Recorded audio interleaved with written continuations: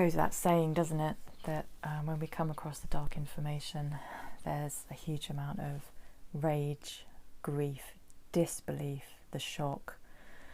So we've kind of dealt with the initial trauma response and the shock, and I want to now talk about the emotions. And for me, they were coming up for a long time afterwards, and they were too much to feel initially. They were too much to feel. They would trigger me back into the sort of traumatic response and my mind wanting to skip off back to darkness to fix it. And then I'd have to go back into the process of building the positive fire. So it was a bit of a to and a fro for a while, and I had to sort of test the waters, like, is it safe to bring up some more emotions about this? And over time it was. Now, I had huge grief, of course. I mean, it felt like I was grieving for the entire history of humankind going through this suffering. There was nothing I could do there but just surrender to this grief coming through. I was absolutely beside myself. And I remember, because I couldn't tell anyone in my life about this. And I didn't feel safe to tell anyone either. This was, I'm a starseed. I am trained and prepared for this. The people around me were just not. So it was not appropriate for me to let any of this out on any level. I had to, keep it sort of contained, my process contained. And I was going through this huge grief for humanity. Now, and for myself, and of course for every single soul involved in those really dark realms. The beautiful thing about grief, and I love Martin Prechtel, I'm sorry about the pronunciation, I'll put a link, a beautiful man. He talks about grief is actually praise. And what does he mean by that? When we grieve for something, we're showing how much we love it, or we love him, or we love her, whatever it is we've lost. Now, in that traumatic experience of looking into the dark, what had I lost? I had lost my sense of innocence, my sense of safety in the world. I had lost...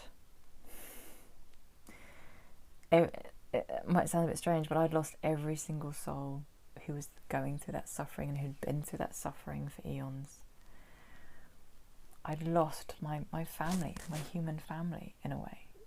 So there's all this grief, and I'd lost what I thought the world was, a nicer place. Even though I'd known information before, this was another level. I lost everything, my past, even though the good stuff, I'd lost everything.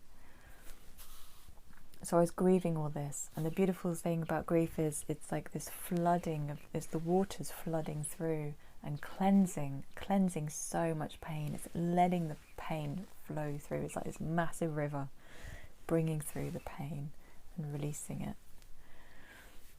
There's a lovely expression, we don't go into the waters alone.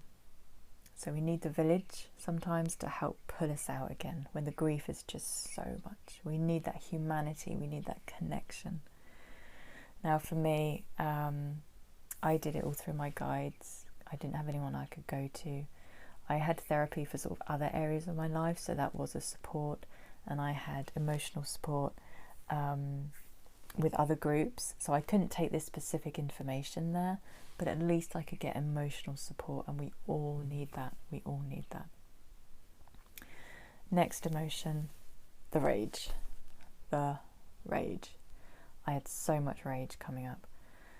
And again, completely natural, normal, says that you're human, it says that you're a being of light if you are enraged at what is going on. Just the atrocities that are going on needlessly and the awful suffering. And I think of this rage, it's like, I think of it as divine. It's divine rage. It's this power which ignites, and it cuts through despair, it cuts through hopelessness, and it's this kind of restoring of the true self, because it's saying, that rage is saying, I am not that. I am not that darkness. I refuse to be that. I am nothing to do with that. I am human, I am of the light, and I am enraged by that. It's this massive rising up of true self, in my opinion, and that's exactly how it felt. I needed to let it up. I needed to let it restore me, who I was and who I wasn't.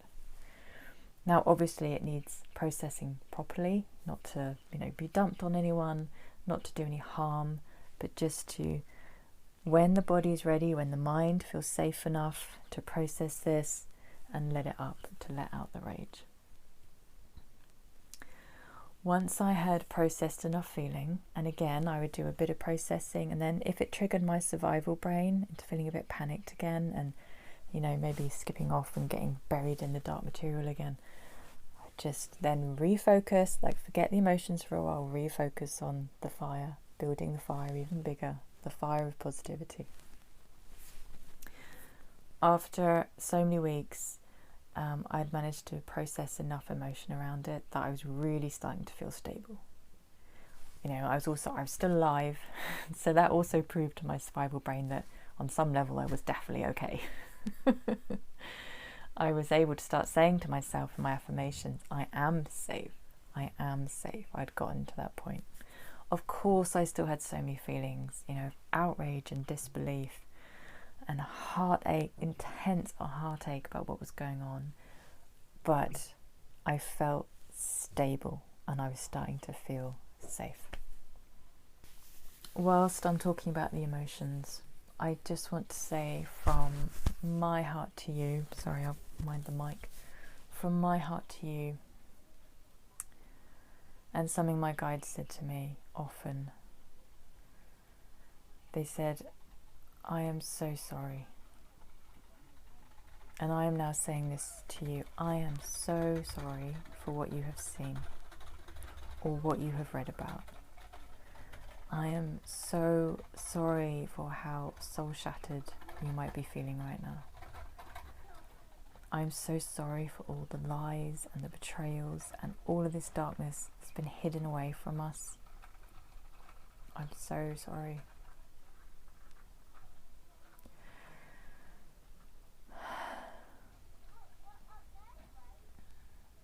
I'm sorry you're going through this. None of us should have to see any of this dark material. Certainly no one should be going through it. Absolutely no one should be going through it. I just want to remind you, you are here and I am here because we were brave enough to come here and say enough is enough, this comes to an end now. Yes, we will have to re-experience some of it to a certain extent or have to become aware of it. But we're willing to do that for the sake of dismantling it all once and for all. And that's how loving and courageous and just what a good, pure, amazing soul you are. So I'm so sorry if you're suffering right now. You will come through it. I promise you, you will come through it. We are all going to get through this together.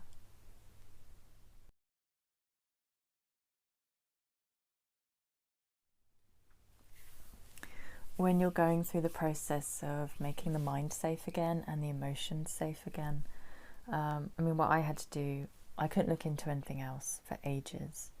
And for a lot of people, you never need to look into anything else. You've done the hard bit, you're aware of enough. I've probably said this previously in the video. You don't need to go back in, and certainly don't go back in when you're in the trauma response. Absolutely not. I will show you later on how to set intentions around if you're supposed to see any more and if you're not, and how you're going to feel so safe and prepared, and you don't need to go through any more trauma responses or only very mild ones, and they're going to be manageable and you're going to be fine.